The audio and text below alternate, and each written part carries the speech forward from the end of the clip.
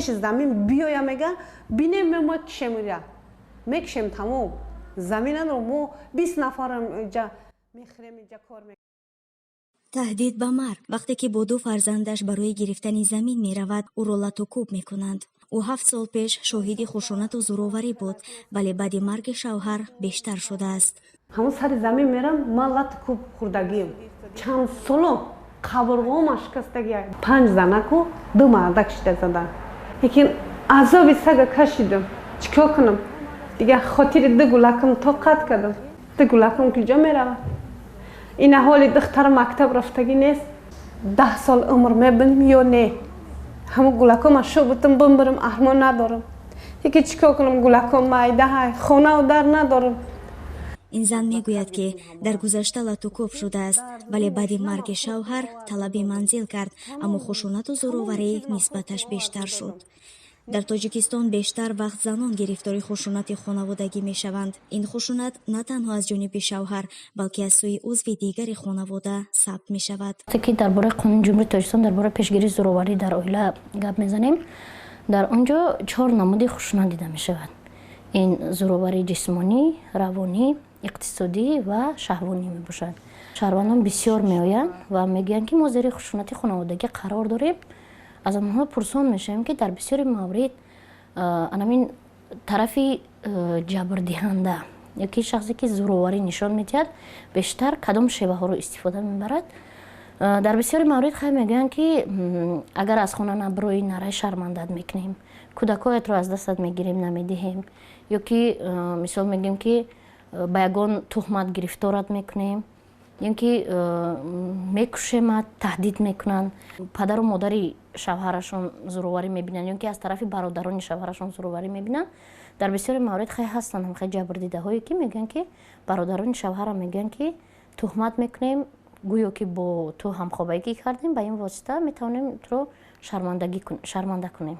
همین گونه بسیارتر شیوه ها رو استفاده میبرن. در بیشتری وقت خشونت پنهان داشته می شود.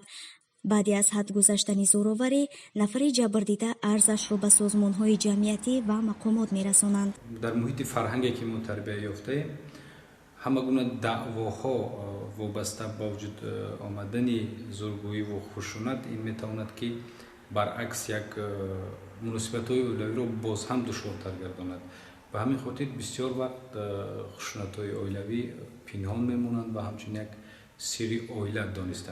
سازمان‌های جمعیتی میگویند که اکثر خانواده‌ها خشونت و زورآوری همسر را تحمل می‌کنند. شهروندایی که مثال میگیریم که 10 سال زندگی کردن از روز اول زندگی به زورآوری دچار گشتن همین زورآوری را پنهان داشتن به خاطر اونه که مبادا زندگی تنج میشد مبادا زندگی آباد میشه مبادا فرزند دویم من رو تولد میکنم زندگی تنج میشد گفته عاقبت به همون درجه میرسد که الکی 4 تا 5 تا کودک میشود و زورآوری در همونجا حالی هم به نظر میرسد. کارشناسان بر آن نظرند که خانواده‌ها در تاجیکستان سرفرزند هستند و بودن چند نفر در خانه یا حوله از عادی‌ترین بحث به خشونت روانی و جسمانی میپیچد. باز دخالت دیگر از اون عائله است که مناسبت‌ها مثلا تغییر می‌یابد. در عائله‌هایی که مستقلانه زندگی میکنند آنجا خشونت خانوادگی کمتر است تقریبا وجود ندارد. از این بعد می‌آید که تأثیر دیگر از عائله باعث می‌شود که مثلا خشونت خانوادگی یک دیگر بدبینی با وجود می‌آید چون که در عائله‌ای که بسیاری ها زندگی می‌کنند اینجا برخورد منفیت‌ها با وجود می‌آید. مقامات در ختلان میگوید که برای کاهش خشونت خانوادگی با مردم کار میکنند ولی هنوز هم حالت‌های لطوکوب ثبت می‌شود. بسیار حالت‌های مقصد دیدیم که زن مثلا کبوتن پیش چشمشون دستاشون با ما میان نشون میدهد که مثلا این من مردم مرا هم خیلی زد هم خیلی من طبق زورآوری جسمانی قرار داشتم جاهایش میاد که ما با همون خانواده الوهیده با کلینای جوان هم صحبت میگذرونیم با خوشتومن‌ها صحبت‌های آزاد میگذرونیم که فکر میکنم نتیجهش خیلی اعلی است. дар тоҷикистон қонун дар бораи зӯроварӣ дар оила соли 2013 қабул шудааст ки зарбулат, таҷовуз ба номус, фишороварии равонӣ ва иқтисодӣ дар оила ҷиноят ҳисобида мешавад. тибқи гузоришҳои расмӣ, Кумитаи кор бо занон ва оилаи Тоҷикистон аз афзоиши арзу шикояти сокинон дар мавриди озору хушунати хонаводагӣ дар шароити пандемия 403 ҳолат бештар будааст ки аксарияти онҳо хушунати хонаводагӣ доштанд.